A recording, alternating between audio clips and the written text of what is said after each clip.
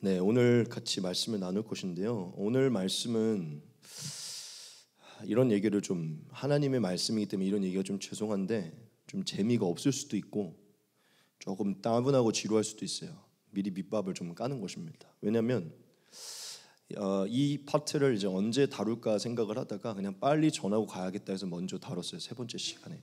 오늘 제목에 보면 감추어진 진리를 드러내신 그리스도라고 있잖아요. 핵심이 무엇이냐면 하나님이 예수님을 보내심으로 인해서 드러내신 것들이 있거든요. 사실 첫 번째 시간에도 두 번째 시간에도 사실 예수님을 통해 드러난 건 맞지만 핵심 포인트가 조금은 다릅니다. 예수님의 말씀을 통해 더 드러난 진리에 관한 것이에요. 그 부분을 오늘 우리가 다룰 것이고, 우리가 예수님 안에 있는 비밀과 신비를 지금 다루고 있는데 그 중에 우리가 꼭 다뤄야 되는 건 하나님이 예수님을 보내심으로 말미암아 그분의 입술을 통해 가르치신 말씀을 통해 나타난 그 비밀들과 진리들을 우리가 알아야 돼요. 근데 왜 제가 지루하고 따분하다고 얘기했냐면 다 아는 것이기 때문이라는 것이죠. 다 아는 것이지만 이거를 하지 않고 넘어갈 수는 없기 때문에 오늘은 이것을 같이 나눌 것입니다. 그런데 미지자매한테 좀 죄송한데 오늘 PPT가 정말 많아요. 왜냐하면 여러분들에게 이게 예수님의 말씀으로부터 나온 것임을 제가 입증해야 되기 때문에 말씀을 많이 띄울 것이고, 오늘 여러분들에게 어떻게 보면 좀 개관이라는 단어는 좀 그렇지만 또다시 좀 하나님이 예수님을 통하여서만 나타낸 진리가 무엇인지를 좀 정리하는 시간이 될 것입니다. 그리고 언제든 말씀은 살아있고 역사하시니 늘 알던 진리지만 예수님의 말씀이 선포될 때 다시 보이고 다시 마음이 좀 뜨거워질 거라고 믿습니다. 그래서 오늘 예수님 안에는 모든 진리가 있고 예수님 안에 모든 진리가 나타났지만 조금 더 핵심적으로 예수님의 말씀과 그분의 존재로 나타난 그 감추어졌지만 드러난 그 진리가 무엇인지를 좀 같이 나누도록 하겠습니다. 오늘 우리가 6가지를 같이 나눌 것인데요. 제가 짧게 나누고 넘어갈 거예요. 말씀이 많고 오늘은 제가 말할 부분이 많이 적습니다. 하지만 짧게 넘어가더라도 깊게 새기셔서 주님을 통해 정말 이것이 예수님 때문에 나타난 것이고 예수님 때문에 알게 된 것이구나라는 게 다시 새겨졌으면 좋겠고, 우리 저번 주 혜진이가 계속 예수님이 오신 이후에 태어난 게 너무 좋다라는 얘기 했잖아요. 저도 옛날에 진짜 그 생각했거든요. 예수님 믿고 나서. 그러니까 오늘 말씀을 보면서 예수님이 오신 이후로 드러난 진리를 알고 사는 게 감사하다라는 마음이 이 말씀 때문에 있었으면 좋겠어요. 여러분, 요한복음 말씀 제가 3가지를 띄울 것인데 이 말씀을 보고 하나님이 예수님을 통해 진리를 나타내려고 했다는 것을 우리가 좀 보고 넘어가겠습니다. 요한복음 1장 17절에 보면 사도 요한이 이런 고백을 합니다. 율법은 모세로 말미암아 주어진 것이요 은혜와 진리는 예수 그리스도로 말미암아 온 것이라. 이 땅 위에 진리가 나타났는데 예수님을 통해 나타났다고 이제 요한이 얘기한 것이죠. 예수님이 본인이 직접 말씀하신 구절도 있죠. 요한복음 14장 6절입니다. 예수께서 이르시되 내가 곧 길이요 진리요 생명이니 나로 말미암지 않고는 아버지께로 올 자가 없느니라. 아멘. 요한복음 18장에 보면 예수님이 빌라도와 대화를 주고받는 장면이 있는데 그 빌라도와 대화를 주고받는 장면에서 예수님이 자기가 이 땅에 왜 왔는지를 되게 한 문장으로 선포하신 구절이 있어요. 같이 한번 볼까요? 예수께서 대답하시되 내 나라는 이 세상에 속한 것이 아니니라. 만일 내 나라가 이 세상에 속한 것이었더라면 내 종들이 싸워 나로 유대인들에게 넘겨지지 않게 하였으리라. 이제 내 나라는 여기에 속한 것이 아니니라. 빌라도가 이르되 그러면 네가 왕이 아니냐? 예수께서 대답하시되 네 말과 같이 내가 왕이니라. 내가 이를 위하여 태어났으며 이를 위하여 세상에 왔나니 곧 진리에 대하여 증언하려 함이로라. 무릇 진리에 속한 자는 내 음성을 듣느니라 하신대 빌라도가 이르되 진리가 무엇이냐 하더라. 아멘. 예수님이 빌라도에게 정확하게 얘기하세요. 나는 진리를 증언하러 왔다. 오늘 제가 왜 이 말씀을 앞전에 띄우냐면 예수님은 진리 때문에 오셨고 진리를 증언하기 위해 오신 분이에요. 오늘 그 예수님이 진리를 증언한 그 부분들을 제가 6가지로 나눌 것인데, 한 가지의 말씀만을 더 볼 것입니다. 제가 왜 감추어졌던 진리를 드러낸 주님이라고 제목을 했는지 이 말씀으로 여러분들의 납득을 드릴 것인데, 마태복음 13장에 보면 마태가 예수님의 사역을 보면서 예수님은 정말 창세 전부터 감추어졌던 진리들을 드러내려고 오신 분이구나 라는 것을 느끼고 기록한 구절이 있어요. 지금 보겠습니다. 예수께서 이 모든 것을 무리에게 비유로 말씀하시고 비유가 아니면 아무것도 말씀하지 아니하셨으니 이는 선지자를 통하여 말씀하신 바 내가 입을 열어 비유로 말하고 창세부터 감추인 것을 드러내리라 함을 이루려 하심이라. 아멘. 여러분, 예수님은 이 땅 위에 진리를 드러내기 위해 오셨는데, 진리를 증언하려 하시기 오셨는데, 그게 창세 때부터 감추어졌던 그 진리를 이제야 증언하고 드러내려고 오신 분이에요. 믿으십니까? 그래서 우리가 예수님의 증언을 통해, 예수님의 사역을 통해 나타난 그 진리, 감추어졌지만 나타난 그 진리를 아는 게 굉장히 중요합니다. 그래서 우리가 이제 그 6가지를 같이 살피도록 하겠습니다. 그리고 우리가 다시금 그것들을 좀 정립하도록 하겠습니다. 첫 번째, 예수님이 이 땅 위에 오셔서 자신이 진리를 드러내므로 감추어졌던 그 진리를 드러낸 첫 번째가 무엇이냐? 바로 이것입니다. 같이 한번 읽도록 하겠습니다. 시작. 우리는 죄인이다. 아멘. 하나님이 예수님을 보내셔서 감추어졌던 진리를 드러내셨는데 그 첫 번째가 뭔지 아십니까? 모든 인류가 죄인이라는 것이에요. 모든 인류에게 죄가 있다는 것이에요. 이게 무엇이라고요? 감추어져 있던, 하지만 예수님을 통해 나타난 진리라는 것입니다. 여러분, 좀 이해가 잘 안 가시나요? 좀 이해가 이제 조금씩 되실 거예요. 여러분, 우리는 지금 이 사실이, 우리 안에 죄가 있고 우리가 죄인이라는 사실이요, 이미 어려서부터 알고 있었고, 이미 교회를 다니고 가르침을 받아서 이미 어려서부터 알고 있는 진리였기 때문에 사실 그렇게 어색한 진리가 아니에요. 마치 감추어졌던 진리처럼 느껴지지 않아요. 그렇죠? 우리는 원래 아담으로부터 태어나서 원죄를 물려받았고 그것으로 하나님을 떠나게 됐고 그냥 우리는 죄인인 게 그냥 어려서부터 들어서 우리에게는 드러난 진리라는 것이죠. 그런데 여러분, 잊지 말아야 돼요. 그게 무엇이냐면, 여러분, 우리가 모태신앙이었든 중간에 이 교리를 깨달았든 우리가 잊지 말아야 될 것이 무엇이냐면, 그렇지 않은 모든 이들에게는 이거는 감추어진 진리입니다. 감추어져 있는 것이에요. 믿으세요? 여러분, 지금 밖에 나가서 장사하고 있는 여기 앞에 CU, 여기 모든 사람들에게 가서 당신 안에 죄가 있고 당신은 죄인입니다라고 얘기하잖아요. 나가라 그럴 거예요. 그렇죠? 살 거 아니면, 구매할 거 아니면 나가라고. 쓸데없는 얘기 하지 말고. 가뜩이나 장사 안 되는데 기분 망치지 말고 그렇게 얘기할 거예요. 여러분, 세상 사람들은 자신 안에 죄가 있는 것을 알지 못합니다. 제가 무슨 얘기를 하고 싶은 거냐면, 그들에게 이것은 감추어져 있고 드러나지 않은 진리라는 것이에요. 그리고 사실 우리 스스로를 좀 면밀하게 살펴보면 우리도 사실 예수님과 이 진리를 명확하게 알기 전까지 죄인인 것을 사실 잘 모르고 살았던 자들이에요. 어쩌면 우리도 모태신앙이 아니고, 사실 모태신앙이라고 하더라도 나중에 예수님을 믿었다면 우리도 죄인인 거 몰랐어요.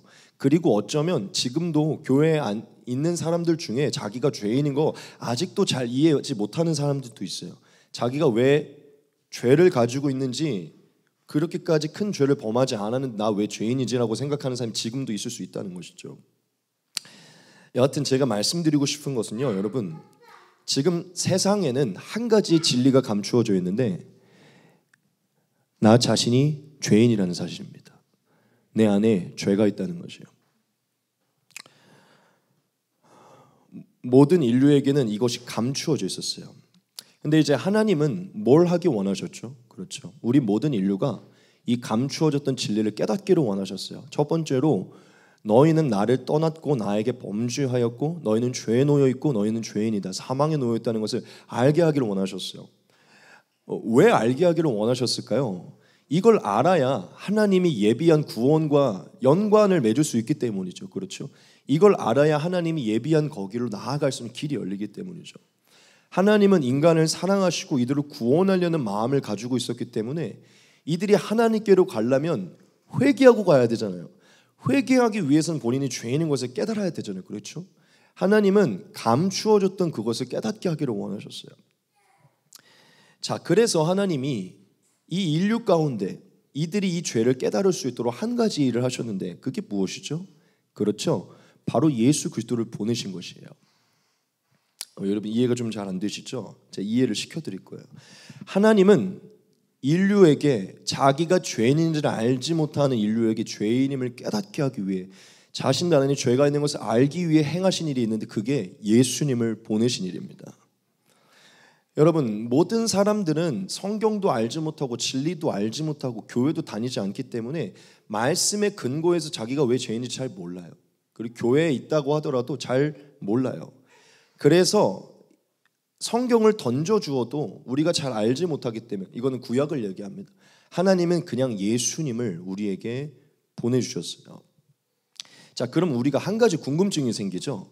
하나님이 이 세상의 모든 인류에게 죄인임을 알게 하시기 위해 예수님을 보내셨는데 대체 어떠한 방법으로 이 죄인임을 알게 하신 것인가? 그렇죠? 이런 게 좀 궁금하겠죠. 첫 번째가 무엇이냐면요. 바로 예수님의 존재 자체로 알려주신 거예요. 아직 이해가 안 되실 텐데 존재 자체로 알리게 하신 것입니다. 하나님은 예수님을 보내심으로 인해서 예수 그리스도, 이 예수 그리스도의 존재 자체로 인류가 죄인임을 알게 해주셨어요. 이 존재 자체가 무엇인지 여러분들에게 말씀드릴 것인데 질문을 한번 드려볼게요. 여러분 만약에 온 인류 가운데 우리에게 죄가 없었다면 예수님이 필요합니까? 안 필요합니까? 안 필요하죠. 하나님이 예수님을 보낼 필요가 없었죠. 그렇죠? 지금 무슨 얘기를 하냐면 예수 그리스도라는 존재는 우리의 죄가 없었다면 사실 필요치 않은 존재예요. 오시지 않아도 됐고 십자가의 복음을 성취하지 않았었어도 돼요. 왜냐 예수님은 죄를 위해 오셨고 죄를 씻기 위해 용서하기 위해 오셨기 때문이죠. 그렇죠? 여러분 예수님이 창세 전부터 살아계셨잖아요. 그렇죠? 그리고 하나님은 창세 전부터 살아계셨던 예수님을 계시하셨고 그 계시의 때가 찬 그때에 예수님을 보내셨어요. 그렇죠? 자, 그러면 창세 전부터 예수 그리스도 우리의 죄를 위한 우리를 용서하기 위한 예수 그리스도가 창세 전부터 존재했었다는 것은요.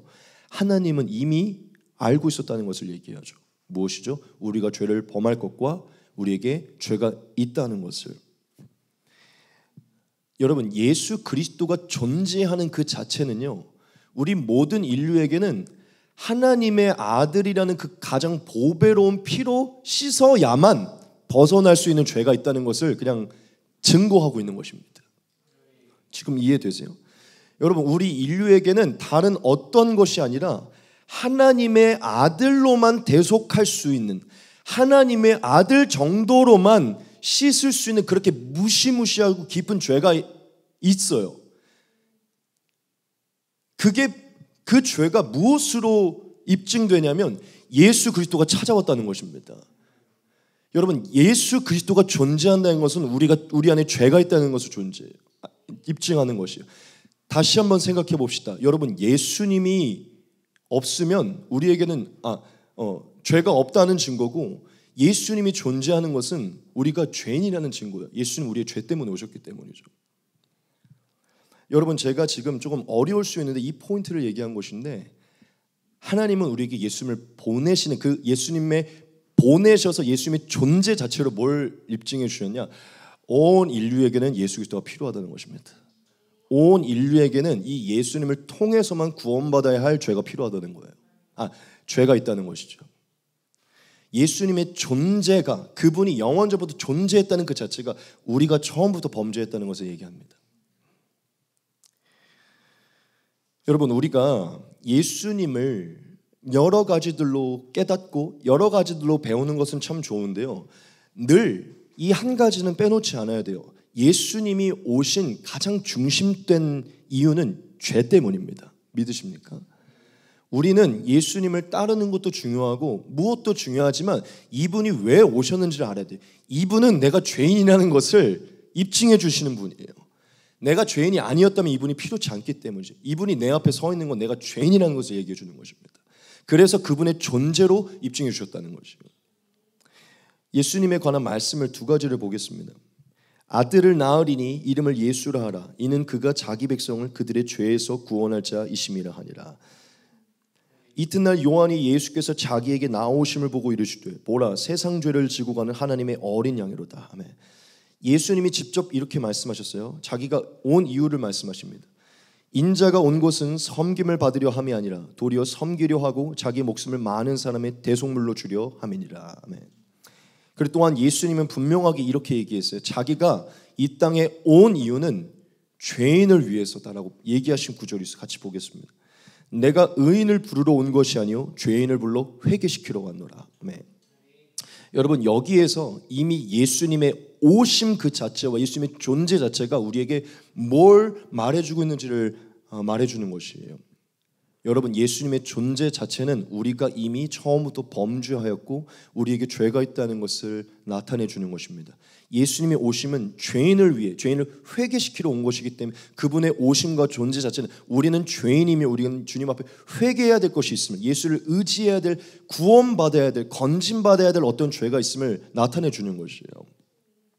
첫째로 하나님은 예수님의 존재 자체로 그냥 그분의 오심 자체로 온 인류가 죄인임을 예수가 필요함을 나타내 주셨어요. 그리고 두 번째 방법이 있습니다. 하나님이 예수 그리스도를 통해서 감추어졌던 이 세상에 감추어졌던 이 죄를 드러내셨는데 어떤 방법을 통해서냐면 둘째 참된 빛을 인류에게 비추심을 통해서입니다. 완전히 빽빽한 어둠 가운데 가득한 이 세상에 아주 밝은 참 빛을 비추심을 통해서예요.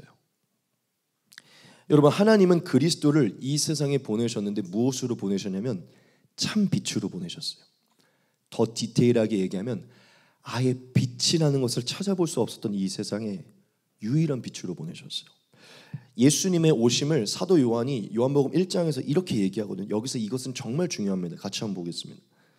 태초에 말씀이 계시니라. 이 말씀이 하나님과 함께 계셨으니 이 말씀은 곧 하나님이시니라. 그가 태초에 하나님과 함께 계셨고 만물이 그로 말미암아 지은 바 되었으니 지은 것이 하나도 그가 없이는 된 것이 없느니라. 그 안에 생명이 있었으니 이 생명은 사람들의 빛이라. 빛이 어둠에 빛이 돼 어둠이 깨닫지 못하더라. 하나님께로부터 보내심을 받은 사람이 있으니 그의 이름은 요한이라. 그가 증언하러 왔으니 곧 빛에 대하여 증언하고 모든 사람이 자기로 말미암아 믿게 하려 함이라. 그는 이 빛이 아니요 이 빛에 대하여 증언하러 온 자라. 참빛 곧 세상에 와서 각 사람에게 비추는 빛이 있었나니 그가 세상에 계셨음에 세상은 그로 말미암아 지은 바 되었으되 세상이 그를 알지 못하였고 자기 땅에 오매 자기 백성이 영접하지 아니하였으나 영접하는 자 곧 그 이름을 믿는 자들에게는 하나님의 자녀가 되는 권세를 주셨으니 이는 혈통으로나 육정으로나 사람의 뜻으로 나지 아니하고 오직 하나님께로부터 난 자들이니라. 아멘. 여러분 이것이 정말 중요합니다. 예수님은 온 세상에 참 진정한 유일한 빛으로 오셨다는 거예요. 그리고 그 빛으로 오셔서 어둠 속에 있었던 각 사람을 비추어 주셨대요. 여러분 예수님은 유일한 빛이시고 참 빛이셔서 빛이 없었던 이 세상 속에서 유일한 어둠을 밝히는 빛으로 찾아오신 것이에요. 무슨 얘기냐면 이들이 이제 어둠인지를 알게 하기 위해 온 사람 분이라는 것이죠. 여러분 제가 여러분들에게 좀 중요한 부분을 얘기할 것인데 어둠뿐인 사람들이 살고 있으면 본인들이 어둠인지를 몰라요. 그렇죠? 너도 어둠 나도 어둠 너도 어둠이면 서로 어둠인 걸 알 수가 없어요. 왜냐하면 서로를 대비시킬 만한 뭔가가 없기 때문이죠. 여러분 이 창세로부터 지금 존재하는 이 세상에서는요 우리가 죄인임을 비출 수 있는 거울이 한 번도 존재하지 않았어요. 모두가 다 죄인이고 모두가 다 빛이 아니었기 때문이죠. 사실 창세 때 혼돈과 공허와 막 흑암이 가득했죠. 사실 하나님을 떠나 우리 인간 세계는 혼돈과 공허와 흑암이 가득했어요. 지금 우리 안에 각 사람 안에 어둠이 가득했다는 것이죠. 그런데 하나님이 누구를 보내셨죠? 그리스도를 보내셨어요. 진실로 거룩하고 의롭고 선하고 하나님의 영광의 광채이신 조금도 죄가 없으신 예수님을 이 땅에 탁 보내신 것이에요. 그때로부터 이 땅에 뭐가 생기기 시작했냐면 대비가 생기기 시작했어요. 나는 제가 어둠이 아닌 줄 알았는데 예수님의 빛이 비치니까 이제 내가 어둠임을 알게 되는 것이죠. 예수님의 빛이 너무나 밝고 그게 진짜 참빛임을 알게 된 것이죠. 저는 제가 빛인 줄 알고 있었는데 사실 진짜 참빛이 비치니까 저는 어둠이었던 거예요. 여러분, 제가 지금 여러분들에게 뭘 말하고 있었죠? 하나님이 예수님을 통해서 그분을 보내심으로 우리가 죄인임을 드러내셨다고 말씀을 드렸잖아요. 온 인류는 예수님을 거울로 비치지 않는 이상 절대로 자기가 죄인임을 알 수가 없습니다. 단순히 성경을 통해서만 우리가 죄인임을 안다? 여러분, 하나님은 우리에게 그렇게 하지 않았어요. 만약 단순히 성경의 구절로만 우리가 죄인임을 먼저 알았다면 이스라엘 역사는 이렇진 않았을 거예요. 이스라엘 역사를 통해 하나님이 말하고 있는 것은 인간은 단순히 성경 하나를 통해서 자신이 죄인임을 깨닫지 못한다는 것이. 그리고 예수님을 통해 나타난 죄는 단순히 이 땅 위에 범하는 행위로 범하는 죄를 얘기한 것이 아니라 우리의 근원적인 죄를 밝힌 것입니다. 하나님과 분리되어 있고 하나님과의 아름다움에서 끊어져 있고 하나님의 영광의 광채에서 끊어져 있고 하나님의 형상에서 끊어져 있고 하나님의 전에 권세를 잃어버렸고 하나님이 주신 모든 아름다움을 다 잃어버린 어그러지고 뒤틀린 그러한 우리의 참혹함을 예수님의 빛으로 드러내 주신 거예요. 여러분, 제가 예전에 노래를 되게 잘한다고 생각했어요. 제가 실용음악과를 나왔잖아요. 제가 고등학교 때 전교에서 노래를 잘한다는 얘기를 많이 들어서 이제 입시를 준비를 하려고 제 주변에 레슨을 받고 있던 친구의 레슨 선생님을 찾아갔어요. 들어가자마자 그 선생님의 노래를 듣고 그 학원을 들어가서 연습실에서 연습하고 있는 친구들이 노래를 듣자마자 뭘 깨달은 줄 알아요? 난 오징어였구나. 진짜로. 발성도 하나도 안 잡혀 있었고 그냥 노래방 가서 부르던 난 내가 빛인 줄 알았거든요. 근데 참 고수가 나타나니까 난 완전 어둠인 거예요. 그리고 제가 연기도 했었잖아요. 연기도 마찬가지.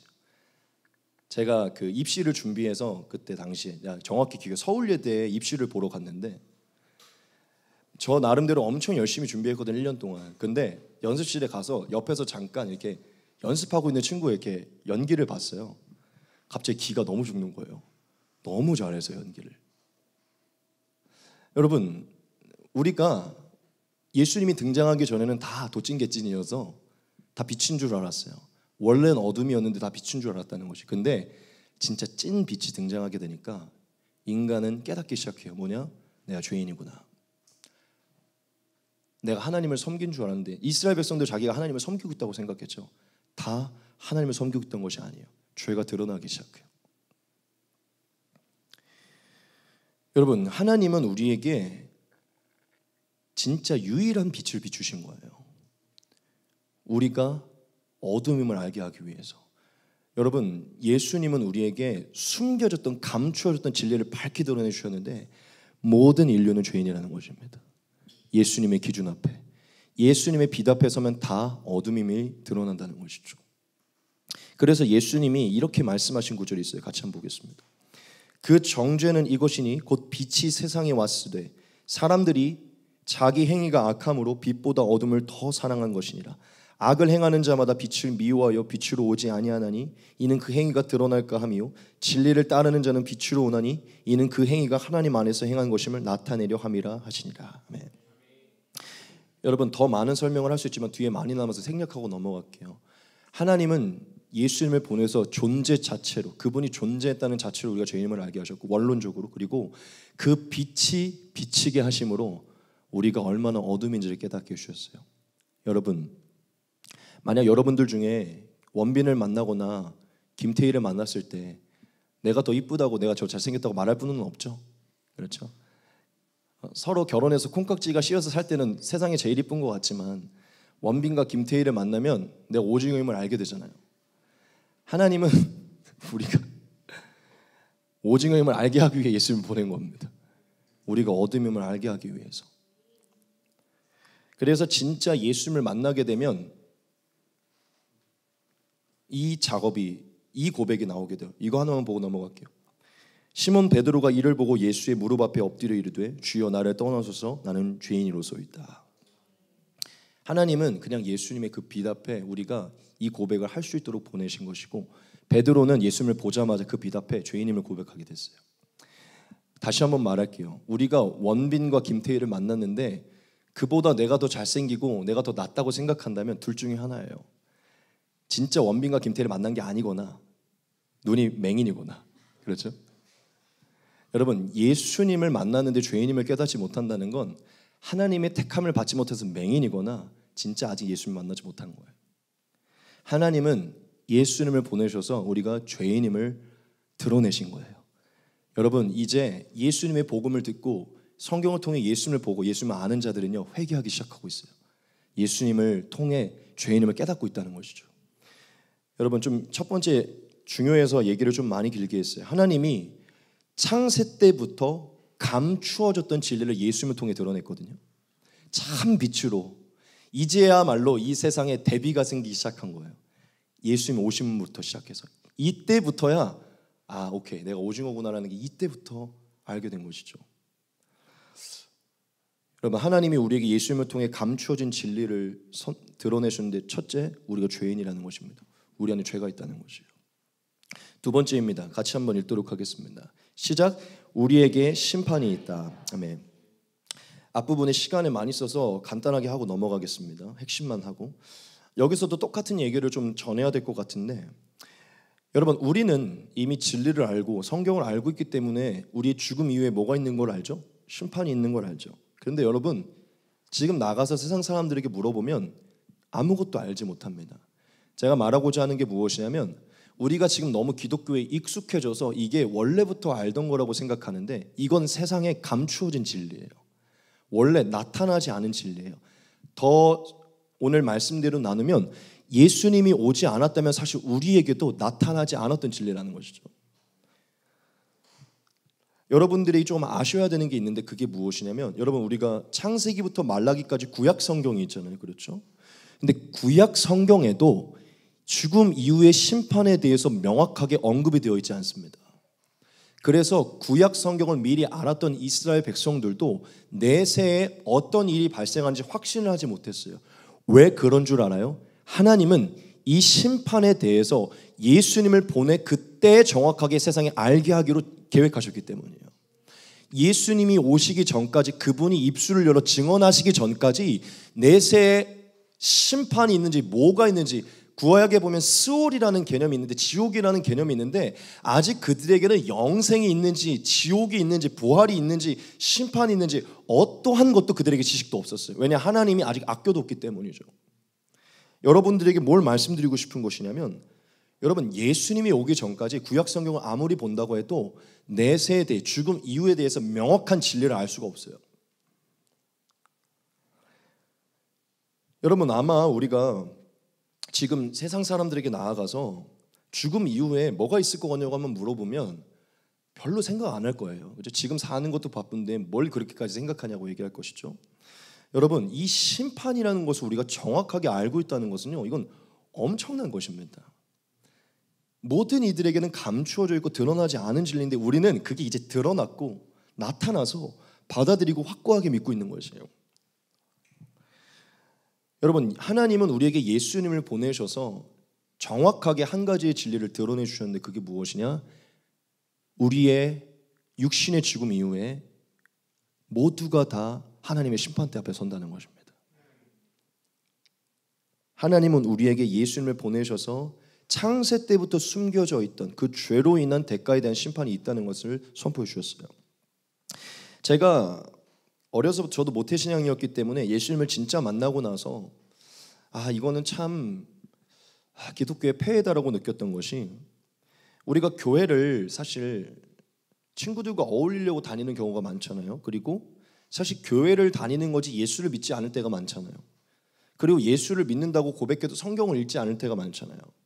그러니까 예수를 믿는 이유가 무엇이고, 예수를 믿어서 우리가 얻는 유익이 무엇이고, 그 수혜가 무엇이고 뭐가 있는지를 사실 잘 몰라요. 그리고 얼마나 충격적인 현실에 놓여 있는지도 사실 잘 몰라요. 무슨 얘기를 하고 싶냐면, 오히려 모태신앙으로 사는 사람들일수록 이 심판에 대해서 별 생각이 없어요. 어려서부터 더 이상 심판이 이제 안 받는다는 그 교리 때문에 그런지는 모르겠는데, 진짜 심판이 있다는 것도 그렇고 심판에 대한 중요성에는 두려움이 없다는 것이죠. 근데 여러분, 너무 좀 말씀드리고 싶은 게, 우리가 사실 예수님을 왜 믿는 것입니까? 뭐 사도신경에도 나와 있죠. 우리는 심판에서 건진받기 위해 믿는 것이에요. 지금 다른 이유들도 있지만 핵심은 그거잖아요. 만약 물어볼게요. 지금 뭐 나는 하나님만 살아계시면 되고 그 사랑만 있으면 믿는 거지.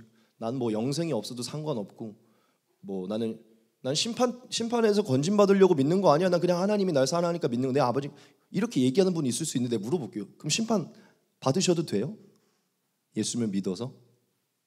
예수님은 우리의 심판 때문에 죽으셨는데 그 참혹한 심판을 우리가 받아도 되냐는 것이죠. 아니잖아요. 무슨 얘기냐면, 생각보다 이 심판이 있다는 진리와 이 심판 때문에 예수님이 오셨고 이 심판에서 건진받는 교리에 대해서 이게 얼마나 중심적이고 핵심적인지 우리가 모른다는 것이에요. 물어보고 싶어요. 진짜 이 심판에서 건진받았다는 것 때문에 기뻐 본 적 있는 분? 전 있거든요. 이게 진짜 믿어져서 이것 때문에 막 하늘을 보면서 밖에 나와서 막, 야, 친구들한테 가서, 야, 심판에서 건진받, 이렇게 전도해 본 적 있는 분? 없어요. 이게 진짜 이상한 거예요. 예수님은 엄청 심판에 대해서 얘기했거든요. 그래서 제가 이거를 다시 얘기하는 거예요. 여러분, 심판에 대한 진리는 창세 때부터 감추어졌던 거예요. 하나님의 아들이, 심판을 내리실 하나님과 심판장으로 서 있는 하나님이 육신의 몸을 입고 오셔서 이후에 인류 가운데 어떤 일이 있을지를 보시고 내려와서 알려준 게 심판이에요. 이건 우리에게 나타난 운명이라는 것이죠. 지금 세상 사람들에게 나타난 운명이에요. 중요하다는 것이죠. 하나님이 고대하셨던 그때의 예수님의 입술을 통해 선포한 거예요. 여러분, 심판을 중심에 두셔야 돼요. 엄청 중요한 겁니다. 여러분, 제가 지금 장난하는 것 같나요? 진짜 우리 다 심판대 앞에 선다니까요. 기독교의 폐해가 뭐냐면 이 심판이 무슨 동화와 소설과 같이 만든 걸로 하나님의 아들이 와서 얘기한 거예요. 여러분, 심판은 우리의 구원의 핵심입니다. 여러분, 예수님이 얼마나 심판에 대해 많이 언급했는지를 봅시다. 하나님이 세상을 이처럼 사랑하사 독생자를 주셨으니 이는 그를 믿는 자마다 멸망하지 않고 영생을 얻게 하려 하심이라. 하나님이 그 아들을 세상에 보내신 것은 세상을 심판하려 하심이 아니요 그로 말미암아 세상이 구원을 받게 하려 하심이라. 그를 믿는 자는 심판을 받지 아니하는 것이요 믿지 아니하는 자는 하나님의 독생자 이름을 믿지 아니함으로 벌써 심판을 받은 것이니라. 여기에 이미 심판이 있다는 게 전제가 되어 있어요. 5장도 보겠습니다. 아버지께서 아무도 심판하지 아니하시고 심판을 다 아들에게 맡기셨으니 이는 모든 사람으로 아버지를 공경하는 것 같이 아들을 공경하게 하려 하심이라. 아들을 공경하지 아니하는 자는 그를 보내신 아버지도 공경하지 아니하느니라. 내가 진실로 진실로 너희에게 이르노니 내 말을 듣고 또 나 보내신 이를 믿는 자는 영생을 얻었고 심판에 이르지 아니하나니 사망에서 생명으로 옮겼느니라. 네. 마태복음 10장과 11절에 보면 예수님이 계속해서 설교를 하고 또한 제자들에게 가르칠 때 계속해서 이 말을 하십니다. 예수님의 이 개념을 보셔야 돼요. 누구든지 너희를 영접하지도 아니하고 너희 말을 듣지도 아니하거든 그 집에서나 성에서 나가 너희 발에 먼지를 떨어버리라. 내가 진실로 너에게 이르노니 심판날에 소돔과 고모라 땅이 그 성보다 견디기 쉬우리라. 아멘. 우리에게 이렇게 얘기한 거예요. 서강아, 너가 나가서 전도를 하는데 막 너를 때리고 너를 무시하잖아. 그냥 놔둬. 걔네는 심판을 지옥에 가게 될 거야. 이렇게 얘기한 거예요. 예수님이 심판을 보고 계신다는 것이죠. 하나만 더 보겠습니다. 예수께서 권능을 가장 많이 행하신 고을들이 회개하지 아니하므로 그때 책망하시되 화 있을진저 고라시나 화 있을진저 벳세다야 너희에게 행한 모든 권능을 두로와 시돈에서 행하였더라면 그들이 벌써 베옷을 입고 제에 앉아 회개하였으리라. 내가 너희에게 이르노니 심판날에 두로와 시돈이 너희보다 견디기 쉬우리라. 아멘. 두로와 시돈이라는 게 여러분들 이해하지 못하겠지만 나중에 설명해 드리고, 회개하지 않으니까 예수님이 대놓고 얘기한 거예요. 너희가 계속해서 회개하지 않는구나. 너희가 곧 심판날에 후회하게 될 것이다. 여러분, 바울의 언급도 같이 보겠습니다. 바울은 얼마나 늘 이 심판에 대해 생각하고 있던 분인지 우리가 봐야 돼요.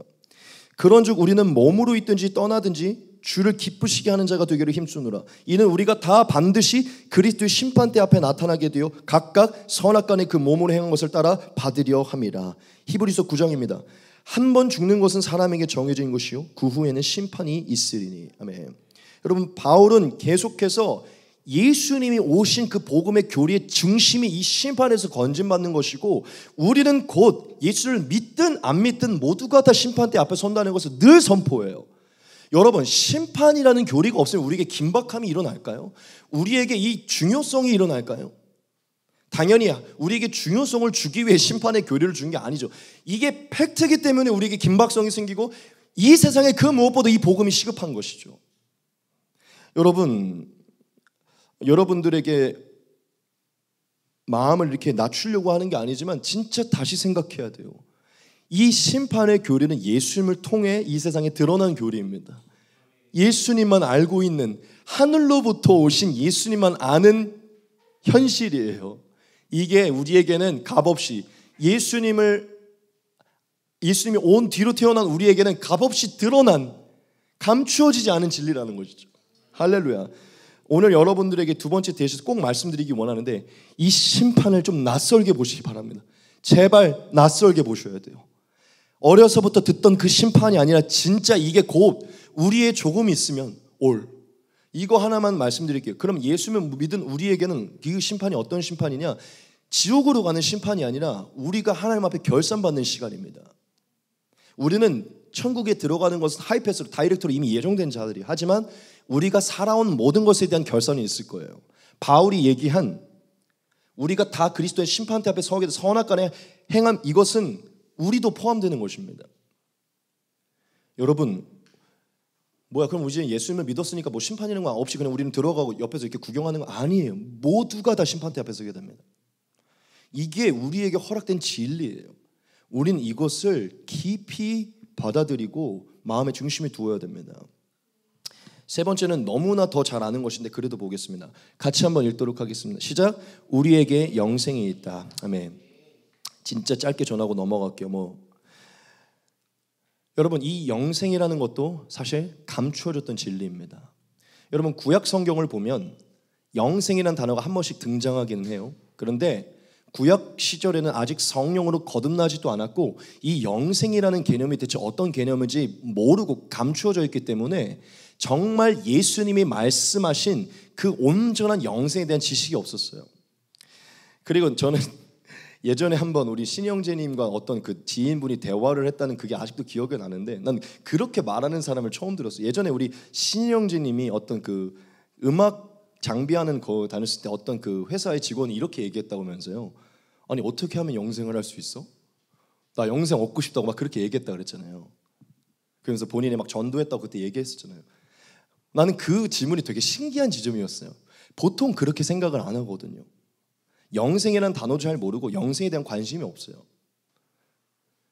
뭘 얘기하고 싶냐면 여러분, 영생이라는 단어 자체가 세상에서는 되게 어색하고 그냥 감추어진 거예요. 영원함이라는 것은 단어 자체가 굉장히 세상에서는 어색하죠. 그래서 로이킴은 영원한 건 없지만이라는 노래도 만들잖아요. 그리고 옛날에 빅뱅도 영원한 건 절대 없어, 그죠? 영원한 건 없어요. 세상에서 어색해요. 감추어졌어요. 그런데 사실 원래 진리대로 보면 하나님은 원래 뭘 원하셨죠? 본인이 영원하시고 우리와 영원히 사랑의 관계를 누리며 하나님이 영원한 생명이 근원인데 우리에게 그 생명을 주셔서 우리와 영원히 살길 원하셨죠. 창세 때부터 영생이 있었어요. 근데 창세 때부터 이것은 인류 가운데 풀리지 않았던 거예요. 진짜 영원한 게 있는가? 영원히 살 수 있는가? 왜냐, 다 죽으니까. 여러분, 하나님은 처음부터 원래 우리를 하나님과 영원히 사는, 영원히 하나님과 사랑으로 영원히 사는 존재로 지으셨잖아요. 그렇죠? 그런데 우리가 스스로 그거를 거절했고 그 영원한 생명의 근원되는 하나님을 분리했고 스스로 죽음을 택한 것이죠. 그러니 지금 우리는 뭐가 됐죠? 영생에 대한 지식도 사라지고 그게 다 감추어지고 드러나지 않은 진리같이 된 것이죠. 하나님이 아무리 구약 성경을 통해 계시를 해도 그게 무슨 개념인지를 모르는 것이에요. 여러분, 그렇기 때문에 하나님은 태초에 하나님이 원래 창세기 때부터 기록했던 그 영생에 대한 확실한 계시를 이 땅에 주시기 위해서 감추어졌던, 드러나지 않았던 그 진리를 드러내기 위해서 예수님을 보내셔서 우리에게 정확히 설파하신 것인데 그게 무엇이죠? 영생이 실존한다는 것이에요. 여러분, 영생이 실존하는 것을 우리가 어떻게 믿을 수 있는지 알아요? 예수님의 존재 자체가 영원한 생명이기 때문이에요. 예수님이 그냥 영원한 생명 자체잖아요. 근원. 영원한 생명이 그냥 존재하고 있잖아요. 그러면 그 예수님 안에 거하게 되면 영원한 생명 자체가 예수님인데 죽지 않으시는 영원한 생명 예수님, 그 안에 우리가 거하게 되면 우리는 예수님처럼 부활하고 예수님처럼 영원히 사는 거예요. 지금 믿으십니까? 예수님의 모습을 보면 그냥 감추려던 진리가 드러나요. 어떻게 대체 사람이 영원히 살 수 있지? 영원한 생명이신 그 근원이신 예수님과 우리가 연합해요. 그분의 성령의 능력, 그분의 영생의 능력으로 우리가 같이 연합하게 되면 이제 그 뒤의 내용은 이때 나올 것이니까 생략할게요. 하나님이 원하시는 그 모습으로 우리가 영원히 살 수 있는 것이죠.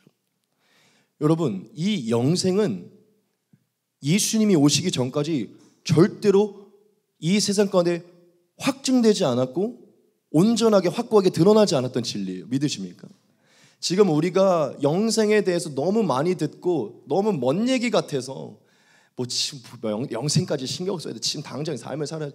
이런 식으로 살다 보니까 이제는 영생이라는 걸 들어도 아무 감흥이 없고, 아니 영생이라니까요, 여러분. 또 한번 물어보고 싶어요. 영생이라는 단어를 보고, 아니 영생이 있다고? 이거를 보고 감격해서 하늘을 보고 밖에 나가서 누군가에게 영생이 있어 전도해 보신 분, 이거 심각한 거예요. 아니 여러분, 영생이라니까, 영원히 산다니까요.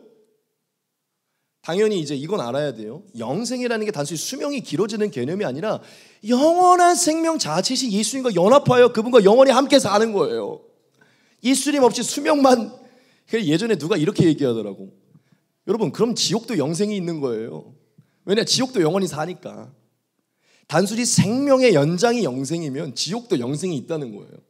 우리가 말하는 영생이 무엇이죠? 영원한 생명이신 근원이신 그 하나님과 연합하여 영원히 함께 사는 것이죠. 믿으십니까? 이게 리얼임을 믿냐는 거예요, 여러분. 이것 때문에 예수님이 오셨다니까요.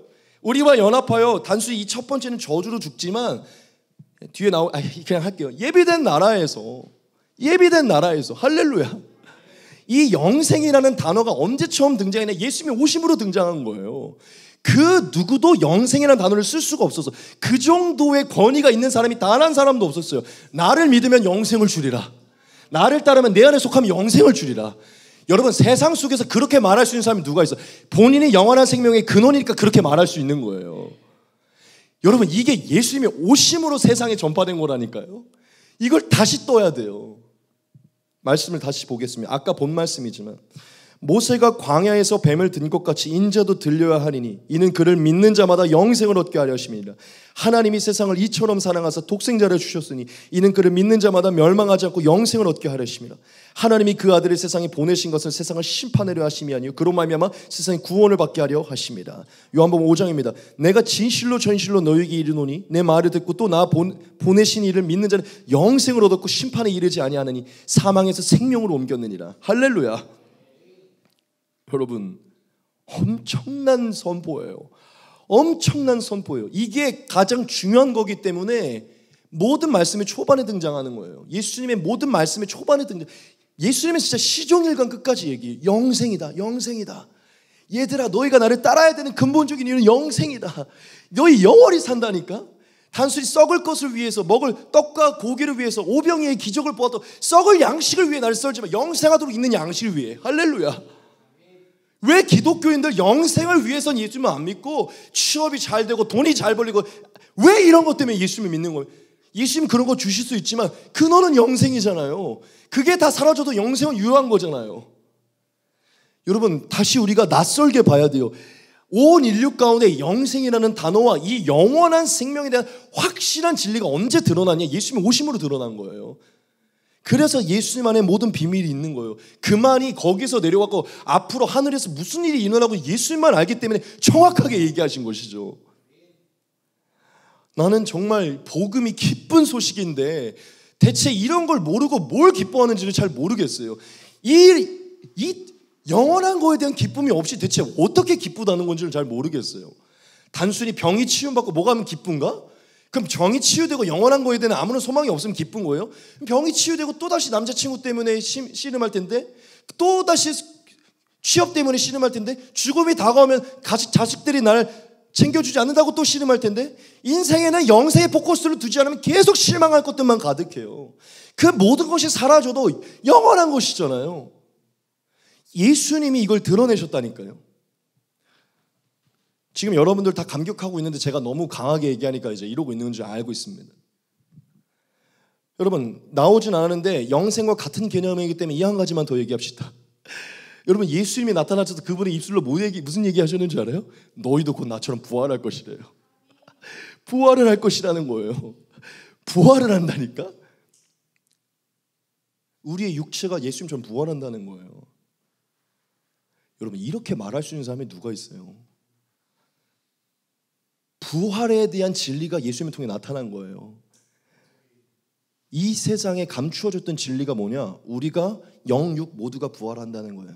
그래서 여러분, 착각하지 말아야 돼요. 기독교를 잘못 믿으면 육신은 더러운 것이고 영혼만 유익한 것이고, 나중에 우리가 가면은 영혼 막 무슨 천사들처럼 영혼들만 이렇게 막 이렇게 떠다니고 막 이러고 있을 거라고 생각하는데, 하나님이 말한 성경의 진리는 뭔지 알아요?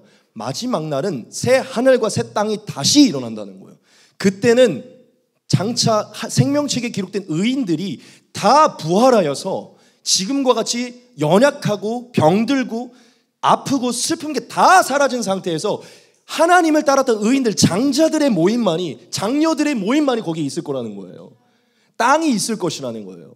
저는 늘 다른 곳에서도 그렇게 얘기하는데, 지금 우리가 살고 있는 이 창조 세계와 새하늘과 새 땅 그렇게까지 다르지 않습니다. 하나님이 지으신 것만 존재하고 인간이 거한 것은 다 사라지는 그곳이 될 것이에요. 그러니 여러분, 지금 우리가 처음 살고 있는 이 땅에서 이 창조 세계를 마음껏 보셔야 돼요. 여러분, 나중에 하나님이 우리를 영육 모두를 부활시킬 것입니다. 우리의 육신은 더러운 것이 아니라 이 육신도 하나님이 창조한 것입니다. 하지만 그때는 완전히 흙과 같은 존재가 아닌 완전히 하나님으로부터 오는, 그거는 이제 바울이 얘기하는데, 우리도 상상하지 못한 영광스러운 몸으로 변화될 것이다. 예수와 같이. 그건 저도 모르겠어요. 대체 어떤 몸으로 부활하게 될지. 여러분, 부활도 예수님의 오심으로 선포된 사건이에요. 우리 기독교인이 왜 사실 미친 사람의 소리를 들을 수밖에 없느냐? 이걸 믿고 있기 때문이에요. 제가 옛날에 진짜 예수님을 믿고 강남역에서 친구들 찾아가서, 야, 천국이 있어, 영생이 있어. 제가 워낙 친구들 사이에서도 우두머리여서 이런 얘기를 할 수 있었거든요. 야, 먹지 마, 술 먹지 마 이러면서, 잠깐 들어봐. 야, 부활이 있다니까? 야, 부활할 수 있대. 애들이 이상하게 느끼는 거예요. 근데 난 이걸 진짜 믿고 있으니까. 감추어져 있던 게 지금 막 눈이 열리니까. 뭐야? 여러분, 부활 소망 때문에 전도해 보신 분, 이거 심각한 거예요. 당연히 기죽이려고 하는 게 아닙니다. 우리가 일어나자는 것이죠. 여러분, 전도 못할 수 있지만 마음에서는 가지고 있으셔야 돼요. 예수님이 나를 따르는 자 영원히 죽지 않고 나와 같이 부활할 것이다. 내가 부활이요 생명임이 있느냐? 너희도 마지막 날 부활할 것이다. 할렐루야. 이걸 대체 누가 얘기할 수 있냐고요. 이 지점에서 이게 안 나올 수가 없죠. 왜냐하면 영생과 부활은 이것과 이어지기 때문이죠. 그래서 예수님을 통해 또한 우리에게 나타난 진리가 무엇이죠? 우리에게 예비된 나라가 있다는 것이에요. 할렐루야. 뭐 더 말할 필요 없죠. 여러분, 예수님이 이 땅 위에 오시자마자 진짜 세례 요한의 세례를 받고 그 첫 마디를 시작할 때 선포하신 게 뭐였죠? 제가 늘 자주 띄우는 것인데, 그렇죠, 아시는 거죠. 이때부터 예수께서 비로소 전파에 이르시되 회개하라, 천국이 가까이 왔느니라 하시더라. 할렐루야. 이 천국은 당연히 성령을 통해서 우리에게 이미 임한 성령도 맞지만, 여기에 맥락에서는 이제 앞으로 곧 다가올 하나님이 예비한 그 천국입니다. 제가 아까 얘기한 새 하늘과 새 땅을 얘기해요. 여러분, 예수님은 뭘 알고 있냐면, 얘들아, 사실 너희가 범죄하기 이전부터, 너희가 아담이 태어나기 이전부터 너희 아버지는 너희가 범죄를 알았기 때문에 새하늘 새 땅을 예비해 놓으셨다. 천국과 지옥을 예비해 놓으셨다. 그러니 얘들아, 내가 지금 너희가 보지 못했던 그 창세 때 영원전부터 보고 있던 그걸 보고 왔거든. 얘들아, 천국이 가까이 오고 있어. 나를 믿어 죄사함을 받고 심판을 받지 않으면 너희는 그냥 다이렉트로 천국에 들어갈 수 있어. 지금 그렇게 얘기한 거예요. 여러분, 이 세상에서 진짜 이후에 천국이 있다는 것, 그것을 누가 이렇게 명확하게 얘기할 수 있습니까? 딱 한 사람밖에 없어요. 하나님으로부터 오신, 하나님으로 내려오신 예수 그리스도십니다. 예수 그리스도만이 숨겨졌던, 여러분 뭐 데카르트니 뭐 아리스토텔레스니 소크라테스니 수많은 철학자들이 수많은 명언을 남기면서 죽음은 무엇인가, 인생은 무엇인가 아무리 남겼어도요 뭘 못 맞추는 줄 알아요? 죽은 뒤에 뭐가 있는지 확신할 수 없어요. 전 소크라테스가 저한테 죽은 뒤에 천국이 있노라, 니나 믿어, 이제 아마 이랬을 거예요. 예수께서 오셔서 예수께서 말하셨기 때문에 저는 이것을 2000% 믿습니다. 왜냐? 리어 존재하는 것이기 때문에. 여러분, 예수님이 저와 여러분들에게 숨겨지고 감추어졌던 진리를 나타내셨어요. 그게 무엇이죠? 우리를 위해 예비된 나라가 있다는 거예요. 우리가 이 말씀 하나만 더 보겠습니다. 마태복음 25장에 보면 예수님이 우리 모든 사람들이 다, 이게 이제 마지막 날 심판대 앞에 서게 되면 예수님을 안 믿은 자들이나 믿은 자들이나 다 심판을 받게 된다는 어떠한 그 비유를 들으신 적이 있어요. 양과 염소의 비유. 그때 양, 즉 하나님께 순종했던 양들에게 이렇게 칭찬을 하시는 말씀 속에 아주 중요한 힌트가 있거든요. 같이 보겠습니다. 인자가 자기 영광으로 모든 천사와 함께 올 때에 자기 영광의 보좌에 앉으리니 모든 민족을 그 앞에 모으고 각각 구분하기를 목자가 양과 염소를 구분하는 것 같이 하여 양은 그 오른편에 염소는 왼편에 두리라. 그때 임금이 그 오른편에 있는 자들에게 이르시되 내 아버지께 복받을 자들이여 나와 창세로부터 너희를 위해 예비된 나라를 상속받으라. 내가 줄일 때에 너희가 먹을 것을 주었고 목마를 때에 마시게 하였고 나그네 되었을 때 영접하였고 헐벗을 때에 옷을 입혔고 병들었을 때에 돌보았고 옥에 갇혔을 때 와서 보았느니라. 할렐루야. 예수님 분명히 얘기하시죠.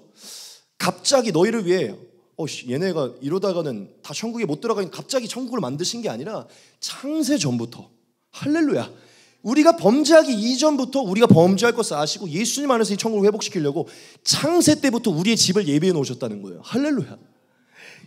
창세로부터 여러분 우리를 위해 예비해 놓으신 나라, 지금 여기에 앉으신 여러분, 2024년을 살고 여러분을 위해 예비된 나라, 여러분 이걸 누가 얘기할 수 있냐고요. 예수님을 통해 설파되고 세상 가운데 드러난 거예요. 하나님이 믿는 자들을 위해 창세 때부터 예비된 나라를 허락하셨구나. 그리고 예수님이 요한복음 14장에는 아예 대놓고 얘기하시죠. 우리가 진짜 좋아하는 말씀이잖아요. 너희는 마음에 근심하지 말라. 하나님을 믿으니 또 나를 믿으라.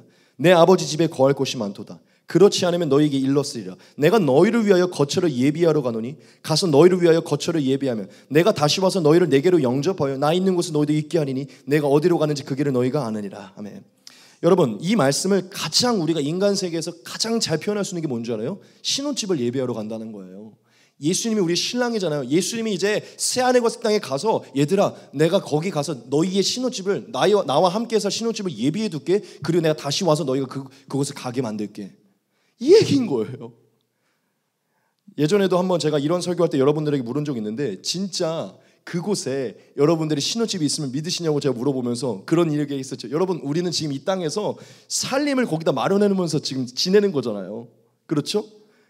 거기에 갈 거니까 여기서 열심히 순종해서 냉장고 하나 마련해놓고, 그러니까 너무 80년대 느낌이긴 한데, 그러니까 비유적으로요. 저 그런 스타일 아닙니다, 여러분. 우리는 계속 예수님이 예비한 그곳에 칭찬과 상을 예비하면서 사는 것이죠. 그러니까 이게 예수님으로 말미암아 드러난 진리임을 믿냐는 거예요. 우리 기독교인들. 여러분 제가 너무 참 마음이 아픈 게 요즘에는 천국 소망, 천국 신앙, 내세를 기대하는 소망을 가지면 막 광신도처럼 여겨요, 사람들이. 특별히 막 이렇게 지성적인 사람들이 많이 모인 대형교회 같은 데 가면 이런 설교하잖아요. 저같이 설교하잖아요. 되게 80, 90년대 이렇게, 그러니까 이런 설교를 싫어해요. 이런 얘기를 하는 걸 싫어해요. 그리고 굉장히 지성적이고 이성적이고 뭔가 엄청 고상한 뭔가 이런 진리들을 나누고 싶어하고 이런 천국 소망에 대한 발언 자체를 꺼려해요. 그리고 이런 천국 소망을 가지고 급진적으로 살려고 하는 사람들 되게 꺼려해요. 셀 안에서도 그렇고 그냥 싫어해요. 근데 여러분들에게 좀 말씀드리고 싶은 건 전 오히려 그런 걸 싫어하는 사람들을 경계해야 된다고 생각해요. 만약 천국 소망에 대해서 천국에 관한 이러한 은혜들에 대해서 본인 은혜 받아 막 자랑하고 간증하고 그걸 위해 급진적으로 사는 애들을 광신도적으로 막 미친 애인가 왜 저러지? 이렇게 여긴다? 여러분 그 사람들을 경계하셔야 돼요. 그리고 저는 그 바울의 고백으로 경건의 모양은 있으나 경건의 능력이 없는 사람들이에요. 지각이 없는 사람들이에요. 난 그런 사람들한테 물어보고 싶어요. 천국에 대해서, 지옥에 대해서 계속 언급을 하면 광신도적이다? 아니, 당연히 지혜롭지 못하게 하면 좀 그럴 수 있는데 천국 소망을 가지고서 예수를 따르는 자체가 굉장히 미친 것처럼 여겨진다? 그럼 내가 물어보고 싶은 거예요. 이 천국 소망을 누가 알려준 거지? 누가 이 복음을 전해준 거지? 누가 누구보다 천국을 가장 먼저 언급한 것이지? 너 그럼 예수님을 광신도적으로 여길 거야? 너 그럼 예수님을 미친 사람으로 여길 거야? 예수님 머리 둘 것도 없고 맨날 하늘만 생각하셨는데? 네가 이상한 거 아니야? 예수님을 따른다면 예수님은 늘 땅의 것을 그거 다 팔아주라 그랬는데, 급진적으로 살라고 얘기했는데, 아내나 와이프나 친척까지도 버리라고 얘기했는데, 예수가 미친 자네? 난 그 사람들한테 얘기하고, 네가 못 믿는 거지. 네가 그거에 대한 소망이 없는 거지. 왜 그런 사람들에 대해서 뭐라 하는지 난 잘 모르겠어요. 혹 여기에 그런 분도 있습니까? 진짜 여기서 나가셔도 돼요. 제 얘기가 너무 나가도 돼요, 진짜. 여러분, 우리가 믿는 건 이거예요. 예수가 그걸 전파한 것이잖아요. 여러분, 제가 그러니까 얘기할게요. 그것을 믿음으로 이 땅에서 천국을 만들어가면서 살아야죠. 제가 말하고 싶은 게 뭔지, 진짜 리얼 천국 소망을 가진 자가 이 땅에서 진짜 열심히 삽니다. 진짜 리얼 천국 소망이 있기 때문에 여기서 더 나눠주고 선하게 살 수 있어요. 거기에 내 보화가 있음을 아니까 여기서 예수님을 따를 수 있는 거예요. 여기서 내가 천국을 이루어야 되는데 어떻게 여기서 다 나눠줘? 말도 안 되지. 거기에 소망이 확고하니까 여기서 참고 예수님의 딸, 즉 더 급진적으로 더 열심히 살 수 있는 거예요. 여러분, 천국 소망 없는 사람들 보십시오. 다 명품백 들고 다니고 그 위에 뭐 쌓는 거 아무 관심 없어. 천국들 교회 주일만 출석하지, 뭐 브런치 먹으러 가지, 놀러 다니지, 뭐 음란한 짓 하지. 천국 소망은 없어요. 심판에 대한 생각 없어요. 그냥 교회는 왔다 갔다 하는 거야. 여러분, 좀 다시 한번 말씀드릴게요. 저도 이 땅 위에 천국을 위해서 열심히 사는 사람이에요. 그리고 이 땅에서 공부도 열심히 하고 사람들에게 선함도 열심히 해요. 저 그것만 바라보면서 이 땅은 막 다 내려놓고 막 동굴에 들어가서 사는 사람 아닙니다. 여러분도 알잖아요. 여러분도 아니시잖아요. 제가 그런 사람 아닌 거 아시죠? 그렇지만 그것도 맞지만, 하지만 중심은 거기에 있어야 된다는 것이죠. 여러분, 제가 진짜 광신도적인 사람 한 명을 보여드릴게요. 바울입니다. 이 말씀 하나 봅시다. 나의 간절한 기대와 소망을 따라 아무 일에든지 부끄러워하지 아니하고 지금도 전과 같이 온전히 담대하여 살든지 죽든지 내 몸에서 그리스도가 존귀하게 되게 하려 하나니 이는 내게 사는 것이 그리스도니 죽는 것도 유익함이라. 그러나 만일 육신으로 사는 이것이 내 일의 열매일진데 무엇을 택해야 할는지 나는 알지 못하노라. 내가 그 둘 사이에 끼었으니 차라리 세상을 떠나서 그리스도와 함께 있는 것이 훨씬 더 좋은 일이라. 그렇게 하고 싶으나 내가 육신으로 있는 것이 너희를 위해 더 유익하리라. 아멘. 여러분, 이 말이 뭔지 알아요? 내가 그 둘 사이에 껴있다는 게 뭐냐면 천국과 세상 사이에 내가 지금 껴있다는 거예요. 그런데 지금 마음 같아서는 그냥 빨리 세상을 떠나서 천국에 가서 주님과 함께 살고 싶다는 거예요. 이게 바울의 핵심입니다. 그는 계속 예수님의 다시 오실 것과 그분과 함께 살 것만을 바라보며 누구보다 열심히 산 사람이에요. 바울이 마지막에 거의 죽기 직전에 이런 글을 남겼어요. 주께서 나를 모든 악한 일에서 건져내시고 또 그의 천국에 들어가도록 구원하시리니 그에게 영광이 세세 무궁토록 있을지어다. 아멘. 제가 진짜 너무 좋아하는 구절이에요. 세상을 떠나서 그리스도와 함께 있는 훨씬 더 좋은 일이라. 바울에게서는 이 세상에 머무는 게 안 좋은 일이고 빨리 떠나서 그리스도와 있는 게 더 좋은 일이라는 거예요. 여러분, 이게 예수를 가장 먼저 따라서 가장 크게 쓰임받았던 바울의 개념입니다. 여러분, 천국을 바라보며 난 빨리 예수님 만나고 싶고 빨리 천국을 위해 나가고 싶어 라고 말하는 사람이 광신도적이라고요? 그 사람이 미친 사람이라고요? 내가 볼 때 그 사람이 미친 거예요.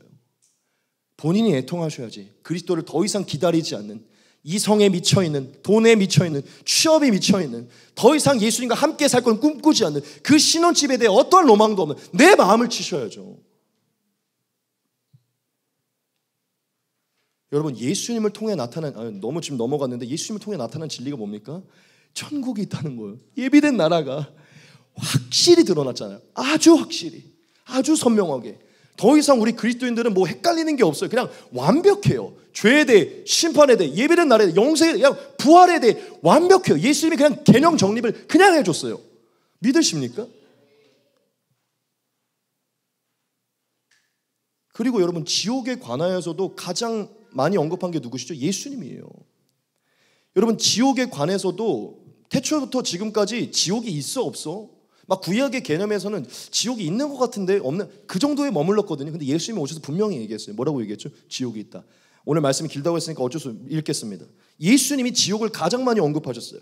또 누구든지 나를 믿는 이 작은 자들 중 하나라도 실족하게 하면 차라리 연자맷돌이 그 목에 매어 바다에 던져지는 것이 나으리라. 만일 네 손이 너를 범죄하게 하거든 찍어내버리라. 장애인으로 영생에 들어가는 것이 두 손을 가지고 지옥 곧 꺼지지 않는 불에 들어가는 것보다 나으니라. 만일 네 발이 너를 범죄하게 하거든 찍어버리라. 다리 저는 자를 영생에 들어가는 것이 두 발을 가지고 지옥에 던져지는 것보다 나으니라.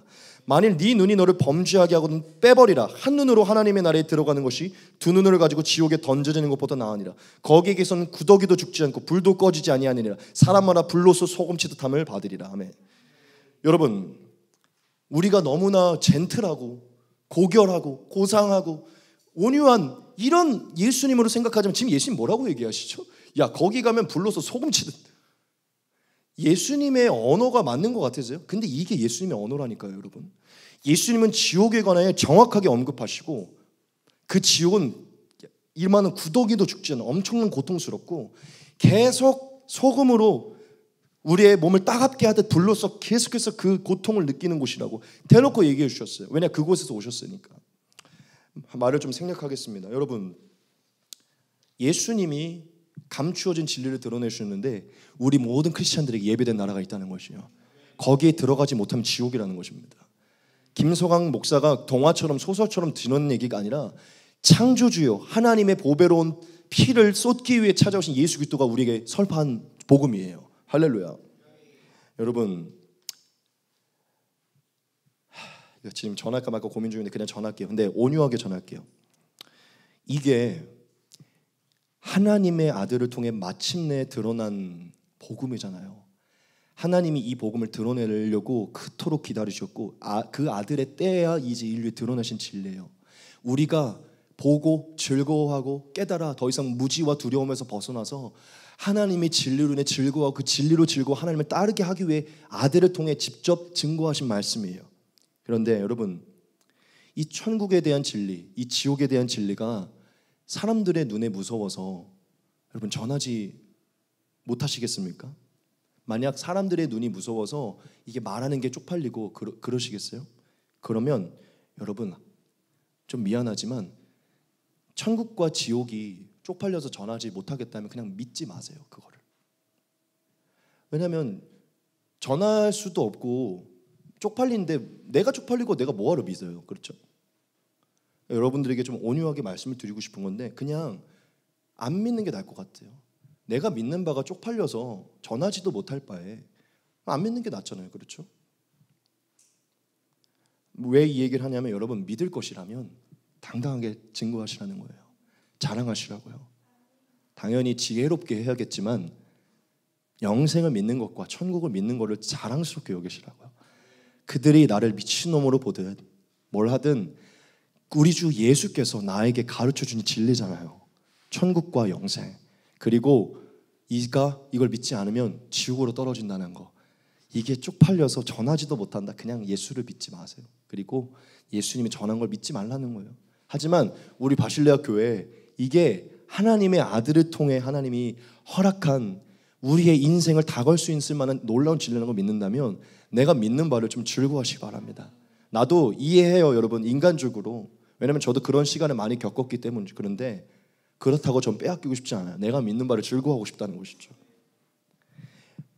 감추어져 있잖아요, 세상에. 여러분들 통해 드러내셔야죠. 감추어져 있어요, 사람들. 야, 영생이 있어? 천국이 있다고?